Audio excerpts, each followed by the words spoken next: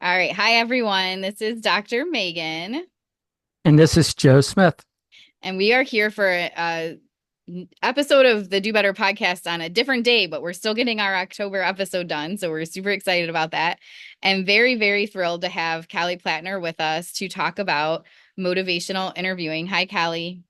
Hi, thank you guys for having me. No problem, no problem. I'm glad that you're here, and I'm super excited to learn a little bit more about motivational interviewing from you as well. So, can you tell me a little bit about your background and how you got into focusing on motivational interviewing? Yeah, of course. So I'll start with a background of how I got here professionally, and then how motivational interviewing has been integrated into my work over time. So I started working in the field in 2003 when I was an undergrad and working in group homes with individuals with different abilities, many of whom had autism. And I knew at that point in time that this was a population that I wanted to serve over the course of my career, but didn't really know what the next step was. So I started researching grad programs.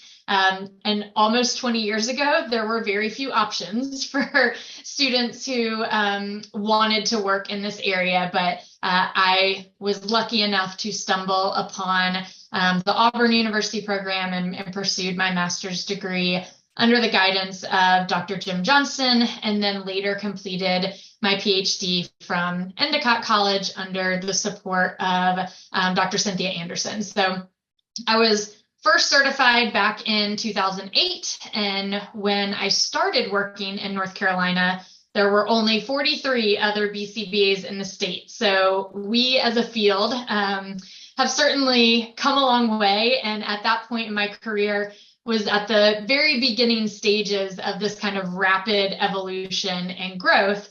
And since that time, some of my experiences, I have had clinical roles supporting kids, families at state residential facilities, in home, in clinic, through some contracts with Department of Defense for their school systems. And it was in those positions, so the first couple years of my clinical career, where I made my biggest mistakes, and also had some of my biggest learning curves. In the last 10 years or so, I've focused my time in leadership positions, in operations, and then more recently as the Chief Clinical Officer for Mosaic Pediatric Therapy, which is a multi-state provider in the Southeast. I've spent 10 years or more on NCABA and APBA board of directors, which has been a lot of fun, and feel like at this point in my career, like 17 years in, I can say that I feel very lucky to kind of have fallen into the field of behavior analysis. But I mentioned earlier that in my first 5 years, there were a lot of mistakes that were made. And in that time, it was predominantly related to my style of communication, my skills in rapport building, and they were really at a level where I think I did some disservice to those that I was supporting. My own self-reflection on my skills in these areas, as well as I think what I've found to be the most consistent, most frequent concerns that are brought to me by the clinicians I support, are all related to this area of relationship building and therapeutic alliance. Meaning, how are we communicating in ways that build connection, or maybe better said, how are we communicating in ways that damage those relationships? And so I think it was really because of that need that I found in my own practice, especially early on, and in what I was seeing the needs of those that I was supporting, my research interest started to focus on this area of teaching some of these skills to our clinicians, not only to make their professional interactions easier, but also to provide better services to our families. that's probably the long or short of it, of how I got to this point. I think as a field, there were certainly some articles that came out in recent years that prompted more discussion in this area, which, I'm happy to touch on. But for me personally, that is what kind of led me to a place where I knew that this was an issue, and knew that it was one that I hoped we as a field might consider focusing on more. I love that so much. I think what you described, I'm pretty sure almost everyone who listens to this podcast episode is like, yep. I mean, how many of us got prepared in our grad or supervision programs for a lot of the various interactions and things we would be doing with families and clients? It's very rare that that's happening for people. So I'm glad that you were able to take the journey that you were on and channel that to help everyone at this point with the information you're going to share here, and that you've been presenting at conferences and things like that. I know this seems maybe a little bit out of order, but I always want to make sure we don't forget. And I think sometimes people are wondering, I forget that I know what motivational interviewing is, and not everyone does. So before you tell us about motivational interviewing and behavior analysis, are there any particular resources that you would suggest to people? And so do you want to give a brief description of what motivational interviewing is? Yeah, I think I'll probably do that in two sections. So one, I just want to touch on some of the articles that I think are preliminary in us recognizing that this is an issue or an area that we should focus on. So we know that in the last 5 years or so, there were several recent papers, Callahan et al. In 2019, Taylor et al. 2018, LeBlanc et al. 2019, that indicated that parents view behavior analysts as lacking in some of these core skills that are associated with building therapeutic relationships. And also in some of those articles, we saw that BCBAs were identifying that their colleagues often struggle in these areas too, and that they have interest in learning more in these areas. So those happened, within the last 5 years. We also know from an article that Dr. Cynthia Anderson and I published in 2023 that BCBAs are struggling in these areas more significantly in their first 2 years of practice. And you mentioned that you and Joe didn't have this training in your grad programs. I didn't either, at least not to a degree that prepared me well enough to do these things effectively in practice. But in that particular article, we surveyed 277 BCBAs, and less than 6% had the opportunity to practice through behavioral skills training or a variation of that a lot of the skills that are associated with motivational interviewing or associated with building therapeutic alliances. So these articles at least kind of open this door to integrating MI, I'll call motivational interviewing MI for short, integrating MI into our field, knowing that BCBAs aren't currently trained in this area, and that it's an approach and an evidence-based approach that could fill, some of the gaps. Generally speaking, motivational interviewing is an evidence-based approach to communication. It is an opportunity to set the occasion for reflective listening, which then results in more information sharing and some other really cool outcomes that I can walk through as it relates to some resources.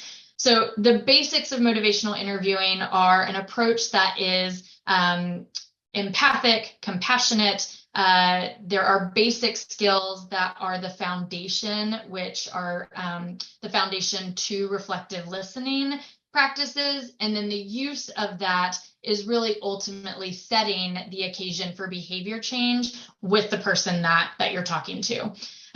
What is really critical, though, I think for people to understand, or at least that I find really interesting, is that motivational interviewing is in a literature base that is predominantly outside of the field of behavior analysis. That means that we as BCBAs need to be comfortable reading within journals that might be a little unfamiliar to us, and that's okay. So I encourage BCBAs to remember that while our science may not necessarily be young, our applied field is relative to other helping professions. And I think there's a lot to be gained from looking at what other clinicians are doing and frankly doing well in their own practices. So MI has been used to reduce drug and alcohol abuse, smoking cessation. It's been used to improve healthy eating habits, increase medical treatment adherence, and several other, behavioral concerns in the medical and mental health space.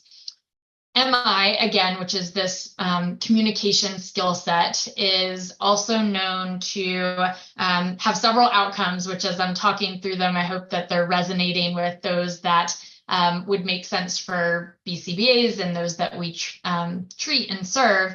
But using MI in your communication can increase treatment adherence, increase a person's ability to clearly identify their goals for treatment, increase the consistency with attending treatment sessions or services. It can reduce cancellations. And so all of those outcomes, I think, are really relevant to practicing BCBAs. But more specifically, to get people started on ways to learn more about MI or some of the resources that are available. There's a wonderful article that was written in 2009 by Christopher and Dewar, and the article was published in the Behavior Analyst, and the title is a behavior analytic account of motivational interviewing, which is a great place for BCBAs to start if people are a little hesitant or worried about borrowing from another discipline. Walking through a behavior analytic account of motivational interviewing is a great start. So that's Christopher and Dewar, 2009. Dr. Monica Gilbert wrote a book that is about motivational interviewing, and it's called How to Stop Talking and Start Communicating with Motivational Interviewing. She has done several workshops and is doing a really wonderful job introducing MI to BCBAs. And that book is written with caregivers in mind, so those people that we already serve. I mentioned the other article that Cynthia and I wrote in 2023. There was another one published this year that is titled Creating a Therapeutic Alliance with Caregivers, an Introduction to Motivational Interviewing. And this article also offers a behavior analytic account of MI, but more importantly, really walks through some of the basic mechanisms of motivational interviewing and its effectiveness, so why it's effective, and then also walks through some real-world examples of the use of the 4 basic skills of motivational interviewing, which I think we'll probably talk about. And so those are good starting places. I do want to just reiterate that my own experience in motivational interviewing was through well over 40 hours of training from individuals in medical and mental health fields in CEU events that were outside of the field of behavior analysis. So don't be afraid to branch out in your training. And I think it's just important for us to recognize that other disciplines training programs are often at least a semester long course on motivational interviewing, if not multiple. They also have supervised practice. And so it is an approach that takes quite a bit of training to implement effectively. So just encourage people to remember that as they're trying out some of these new techniques in practice. Wow, that was so much information. I dropped links for anyone who's watching live, everything that Callie was mentioning, the different articles. I didn't put Dr. Monica's book. I just put the link to her website because she has a bunch of information on there as well. So it's so incredible to see that for folks who are wanting to learn about motivational interviewing, not only are there resources, we now have behavior analytic focused resources. When I first learned about motivational interviewing it was around 2015 or 16, I guess. And there was not a whole lot out there in our field, right? So again, I love that your main area and research is on this, so that I know sometimes people are hesitant to look into things if it's not in our field. And I love the advice that you gave, that we need to be like branching out and looking at other fields that have already been doing this and they're doing it well, and learn from them, instead of sometimes people kind of lean into, well, if it's not in our journals, it's not relevant. So yeah, or we have a tendency to want to like rebrand something behavior analytically, right? When it's already out there. I remember when I was thinking through my dissertation topic and why dissertations are a lot of work, and you want to select something that is meaningful to you and that you want to spend a lot of time diving into. And I kept coming back to, what is the problem that I want to solve? And the problem continued to be related to the experiences that our families were having with us as clinicians. So how can we serve them better, help them feel heard? And we knew that there was a skill deficit, and I just kept coming back to this problem. And Dr. Anderson said to me one day, have you heard of motivational interviewing? And I spent then probably 3 days straight reading and reading and reading, and thought, oh my gosh, this is such a wonderful answer, and it's already out there. And so the next step of that is learning about whether or not BCBAs are open to the idea of borrowing from another discipline. And we did a study where it was a large group study where we found that they are. And when they learned the skills of MI, they were excited to use them in practice, felt like it was going to support them better in their conversations. So lots of social validity at this point for the use of MI, in our work. so wonderful to hear. And can you tell us like a little bit about like the fields that are using motivational interviewing really well, and for our listeners that want to go out and research, what fields are using motivational interviewing? Sure. Yeah. Oh my gosh, so many. The thing that I always kind of chuckle about is there is published literature out there where dentists are being trained to use motivational interviewing, amongst many, many others. But clinical social workers, clinical psychologists predominantly are utilizing these skills. But nurses, doctors, as I mentioned, dentists, there is a wide range of mental health, behavioral health, and medical fields that are using this. There was even a cool article where mental health counselors were trained to utilize motivational interviewing for their work with refugees. And so it's a pretty interesting approach to communication that is utilized both across disciplines, but also across populations. That's really cool. And thank you for like letting us know like those particular fields. I almost want to say like probably teachers and probably utilize some of these skills also, but don't even know that they're using it. Yeah, I think that's right. I think that's exactly right. The core skills, if we have time to talk about them briefly, they are skills that I think all of us have and we use. I'll speak for myself personally. I wasn't using them intentionally. And so because of that, I think there were a lot of missed opportunities. So while we probably have these skills, I think that there's a chance for us to do better. Love it. I love that you use our little tagline too. But so can you tell us how you have been incorporating motivational interviewing into practice as a behavior analyst?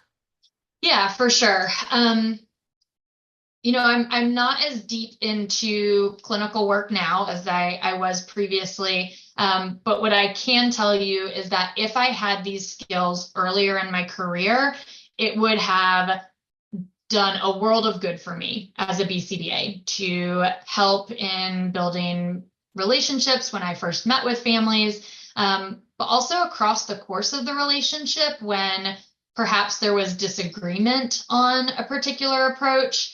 Of course, in my current role, I am sometimes joining conversations with families or with team members when there is a level of concern, right? So this automatically means that there is potential for a heightened level of emotion, or a chance that a working relationship has been damaged, in some way. And what I can tell you is that more often than not, a person simply needs to be heard. Their opinions and feelings are real and they matter. And so I can tell you that I really struggled with this at the start of my career because I wanted to fix everything. I believe that the reason why most BCBAs get into this field is because they want to fix. They are helpers, and one way you help is to offer solutions. However, I think that we all have heard, the age-old issue when you come to a friend or a family member or a partner with a problem and they just start telling you how to fix it, and you get mad, right? So all you want is for someone to listen to you, and you just want to be heard. And I think that's no different in our work life. It is critical to have these reflective listening skills for, a few reasons. One, you're more likely to build rapport. Two, we also want to ensure that the parents we serve are feeling heard. And if we are listening really well, then we're able to pull information that's going to help us be a better clinician. So those are all some of the reasons why you'd want to incorporate it. But ultimately, the parents that we serve are under a tremendous amount of stress, and it's critical for us to acknowledge that and serve as a support for them, not just a fixer. So I would recommend, anyone who's working with families, always just take a pause before offering a solution, ask one more question, provide a positive affirmation, reflect back what you've heard, all before moving towards a fix. If you do that, or at least what I've recognized in my own practice when I do it, is I'm learning something new, I'm getting more clarification, and certainly I'm making that person I'm speaking to feel heard and valued in the way that they deserve to.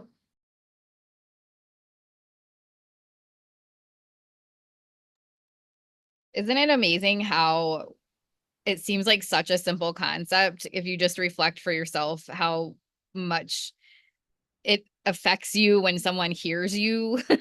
But especially, I don't know, maybe you've seen in the work that you've done, I feel like in behavior analysis specifically, a lot of the folks I know, maybe it's because our science is so powerful and we see such effective changes for various things, there seems to be a huge tendency to not hear people. Yeah. Yeah, I think that's part of it. And I just remember from the start of my career, a parent would say, my child is doing X, Y, and Z, and I want them to stop. And I immediately think, I read an article about that. I can fix it. Or, I addressed that for another family and it worked so well. I can do that for you too. And it does. It comes from a really wonderful place. We as behavior analysts care, like Megan, you said, we have this powerful science that results in these socially significant changes. And if we can just take a pause, if we can just wait a moment to tell a parent, wow, I hear that this is really important to you. Is there anything else about this problem that you want to share with me before we take a next step and talk about possible options? Like, just pause for a moment, makes them, at least in my experience, feel like an individual that you're working with, not just a problem to solve. Yep. Before I go on to the next question, I'm just curious to pause. We do have a few folks listening live with Do Better, and I'm just wondering if anyone has their own thoughts or questions for Callie right now based on what we've talked about so far. No question, but I appreciate it. All right, so I'll keep moving us then. So this is like a very specific part of motivational interviewing that I'm going to ask you about, because when I first learned about it, I absolutely loved how detailed it is on teaching these different skills that you're talking about, Callie. And they have the acronym OARS that they talk about for how to interact with people. So I was wondering if you could share with us a little bit more about OARS, and if you have any tips for us on becoming more fluent. My data, math, science, analytical, non-connected part of my humanness, it's always been a struggle for me to become fluent. I constantly have to like look it up again, use friends or chat GPT at this point to help me make things sound better, or just like really get my skills to grow. And no matter what I do, I really struggle with especially like the empathy part. Yeah, okay, let's talk through that a little bit. So motivational interviewing is a very robust skill set. And you mentioned the OARS skills, which is an acronym that stands for open-ended questions, affirmations, reflections, and summaries. So the OARS skills they call the micro skills or the basic skills of motivational interviewing. And the OARS skills really kind of serve as a guide for clinicians to convey empathy, and that is through the process of active and reflective listening. So I'll go through each of the four skills and maybe offer a couple examples, and then we can talk through maybe the best ways to remember how to integrate those, into your conversations. So O, which stands for open-ended questions, is a question that requires more than a yes or no response, or just a brief answer. So those might be good, bad, fine, it's okay to any question. As an example, though, an open-ended question might be, can you tell me about the weekend? Versus a closed-ended question is, did you have a good weekend? And that takes practice, right? I completely forget to use them as often as I would like, but one way to remember is to think about what the speaker is responding with. So if they are responding with a very short answer, you have not asked a good open-ended question. And so there's even if you were to ask a closed-ended question and say, did you have a good weekend? And they say yes, you can think, oh, that didn't give me very much. And you could change it to, that's wonderful. Tell me about the highs and lows of your weekend. What made it really good? And can you think of, one thing that was challenging? That in and of itself is going to open up the door for so much more information sharing. Or if you ask, how's the behavior intervention plan going? They might just say good. So you instead could ask, can you please walk me through the parts of the behavior plan that you are finding most challenging? And at that point, it's really allowing for a parent or even a staff member, it's really giving them permission to share the challenges. Whereas sometimes we feel uncomfortable doing that. We just want to say it's good because that's what we think the other person, expects us to say. So open-ended questions are providing an opportunity to share more information, and it has you then avoid leading too much and directing the conversation too much. The next one in the acronym OARS is affirmations. This is my favorite of all of the OARS skills. And in the study we did with 51 BCBAs, it was also the skill that BCBAs were most likely to use, and after the training had the greatest increase in use, which is wonderful. So affirmations are statements that recognize, in this case, a parent or maybe an RBT's strengths, they recognize their efforts, they recognize past successes. For example, a BCBA might say to a parent, it is clear that you are a dedicated mom. You have worked really hard to secure services for your child. Or another affirmation might be, I know you're worried a lot about your child, and that's really just an indication of how much you care. Those types of affirmations, one, are exceptionally meaningful because they're demonstrating care and compassion, which can strengthen that therapeutic alliance. But they also are allowing for you as the clinician to differentially reinforce a parent's certain language or behavior, particularly with those that might be in line with a positive outcome for their child.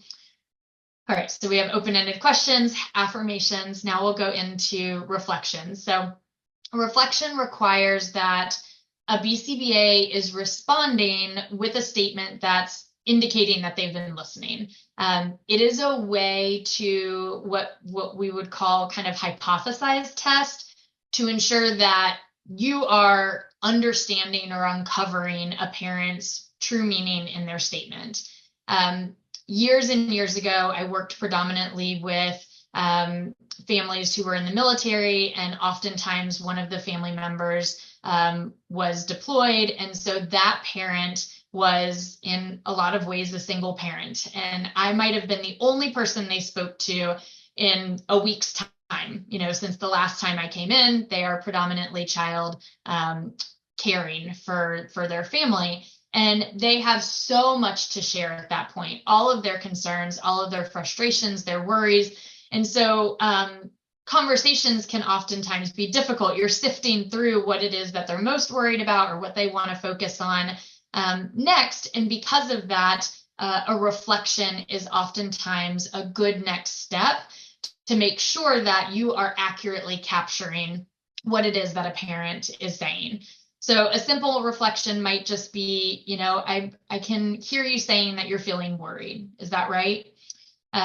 Maybe a more complex reflection could take that further, and you say, from what you've said, it seems like you are feeling worried about your child's long-term ability to be independent, and that's causing you a lot of stress because you really aren't sure what to do. Am I understanding you well enough? Those reflections, and then the opportunity to allow a parent to confirm that that's what they're feeling, it helps you ensure that there is not confusion. It allows a parent to feel heard. It allows you to demonstrate listening and empathy and understanding for what they are experiencing or what they're sharing. And so reflections are a really good opportunity to pause. I will say that you can also use a reflection when you're not sure where to take the conversation next. If you need a moment to gather more information or to think through the possible solutions you may ultimately offer, reflect back for a moment so that they share more information with you, and it gives you time to be a little bit more considerate and intentional with the recommendations you might offer.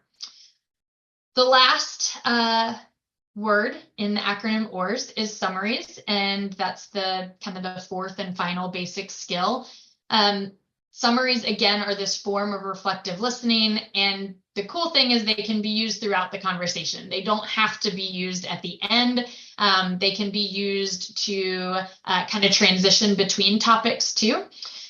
So you are kind of reflecting back the relevant statements that you've heard throughout the conversation. As an example, you might say to a parent, today we've talked about why you feel like it's important to toilet train your son, and you believe that this will ultimately make your life a lot easier. It will give him a lot more independence, which is wonderful.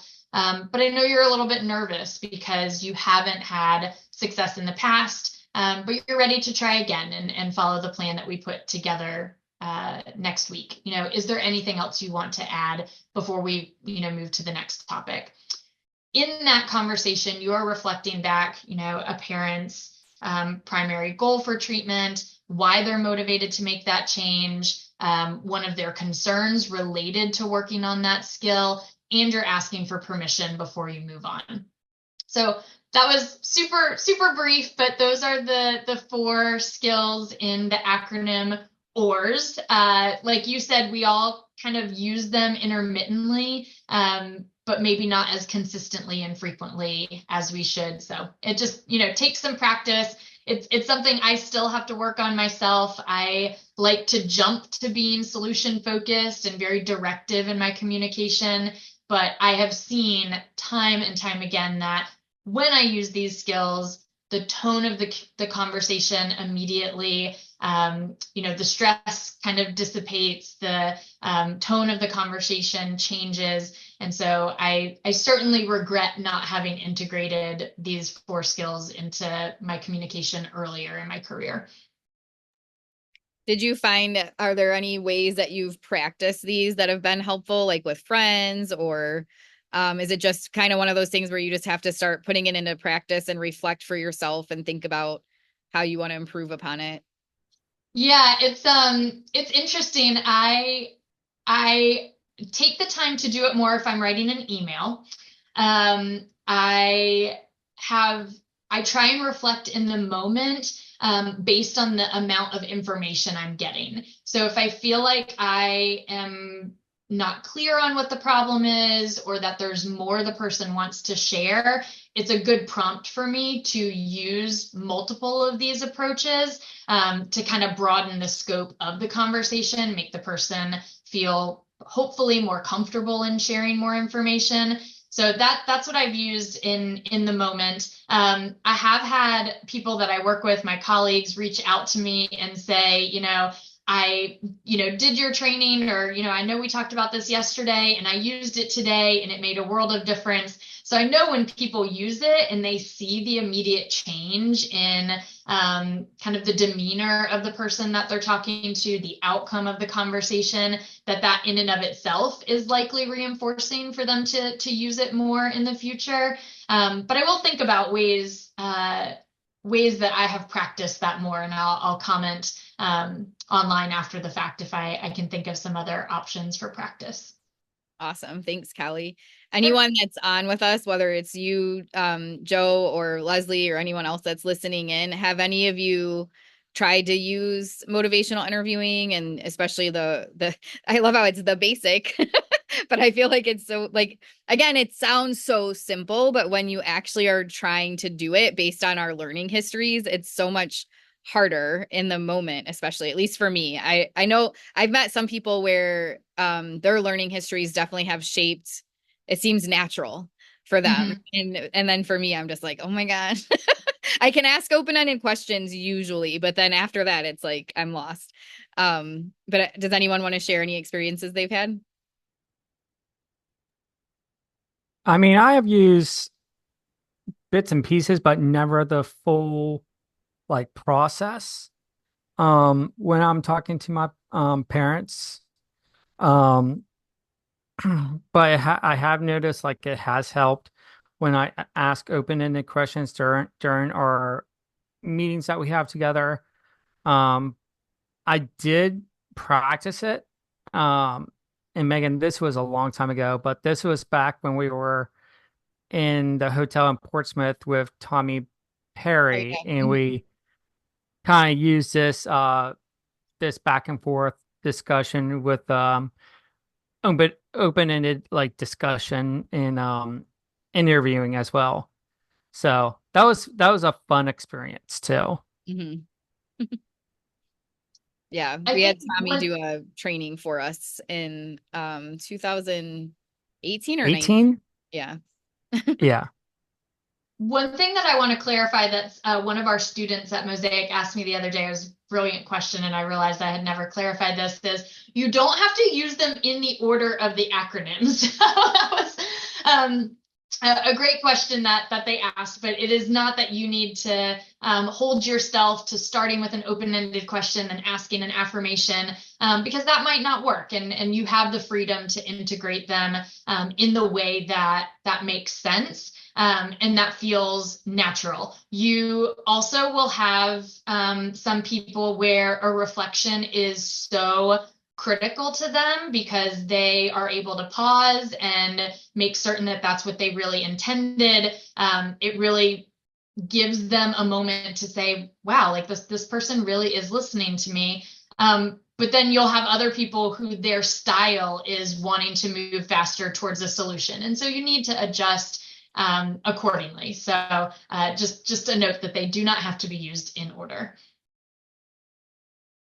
Yeah, I was going to come on to say I tend to start with affirmations, and kind of what helped me as a parent.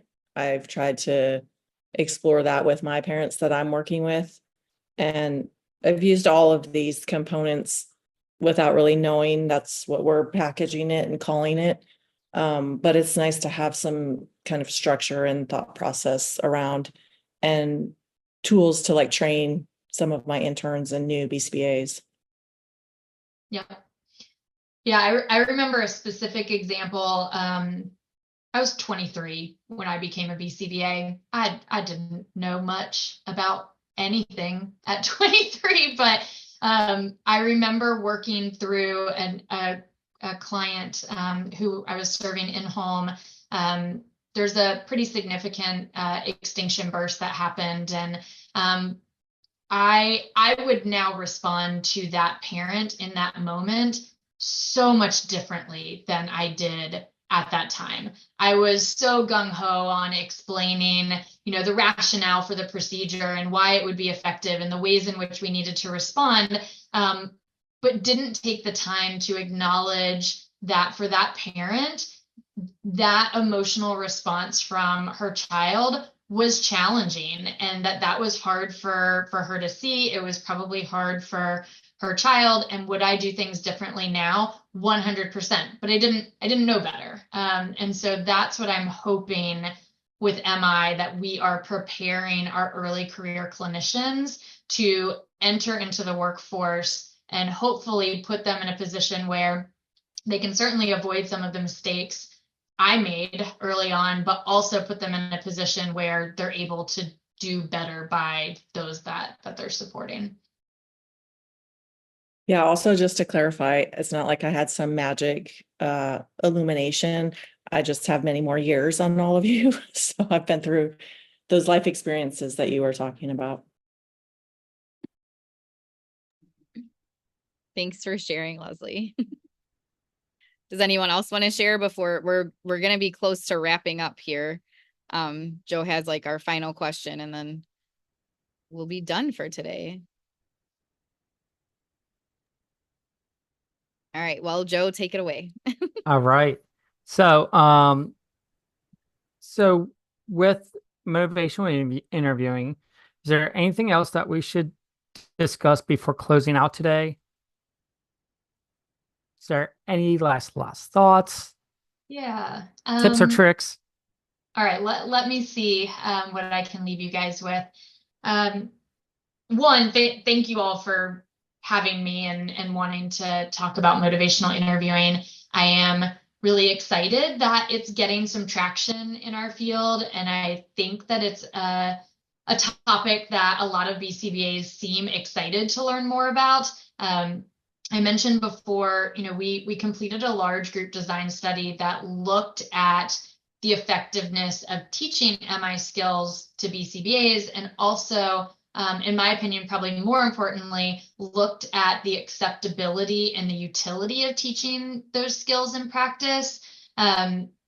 And so the social validity of whether or not MI is going to be accepted by behavior analysts, I think is critical. And in that study, 100% of participants agreed or strongly agreed that motivational interviewing is a skill that BCBAs should develop.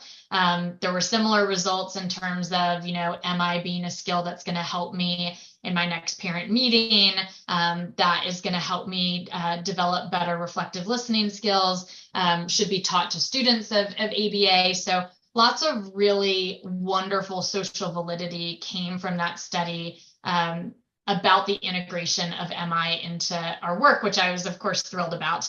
But I think we have some real work to do as it relates to how we're going to incorporate this into our coursework, into our fieldwork practice. how we're going to teach current BCBAs to integrate it into their clinical interactions. But I am hopeful that because this is an evidence-based approach, that can have a really positive impact, that we as a field are going to see it more and more in our training efforts. So I am very happy if people want to find me on LinkedIn, or email me. I would love to talk about this in terms of research that needs to be completed, training opportunities. At Mosaic, we've integrated it both into our student program, into our brand and into our new onboarding training for BCBAs, and for CEU events for our clinicians who have been with us for quite some time. So we are working diligently to enhance, the skills of our current clinicians, and the feedback has been great so far. So happy to talk with anyone who's interested in doing that, for themselves personally, or for their organizations. So I appreciate you guys having me, and I'm happy to stick around if there are more questions.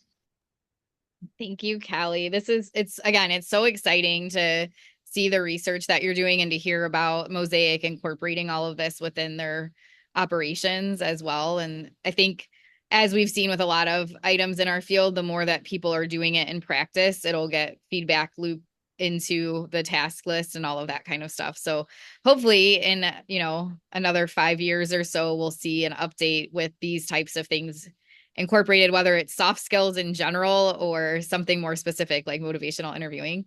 Do you have any trainings or anything coming up that you want folks to know about? Yeah, so the Stone Soup Conference is coming up. I will be presenting there. It is online, so you can watch it virtually. It is for a wonderful organization, and the cost is really low, given its online feature, and the lineup is wonderful. So I would check that out. I'm doing a workshop at Maryland ABA in December, and then hopefully some of our conferences early next year as well. It is recorded on Behavior Live, or similar topics from last year's APBA, WEBA cast. I'm trying to think of where it is, but some of the recordings are on Behavior Live if you want to search by motivational interviewing. Both the work I'm doing and Dr. Monica Gilbert are on there. That's wonderful. And maybe we'll be able to have you on in 2025 for some, whether it's a webinar or workshop with Do Better, because I'm sure lots of people would love to learn more than just the conversational podcast piece. Yeah, I have. I'm really excited for the workshops because there's some really cool opportunities for practice, for role play, and so yeah, workshop is the modality that I think MI can best be integrated into our CEU events. Wonderful. All right. Any other questions from anyone before we close out? Hopefully, like I said, for those of you who are listening live, I already put the links, so you have some articles you can check out, and Dr. Monica Gilbert's website as well. And then I'll look at some of the Behavior Live stuff that Callie just mentioned, and I'll put that in there as well too. All good? All right. Thank you, Dr. Callie Plattner, for being here today. Thanks, y'all. Thank you. Have a good week. Stay safe. You too, and let's go forth and do better. Bye, everyone.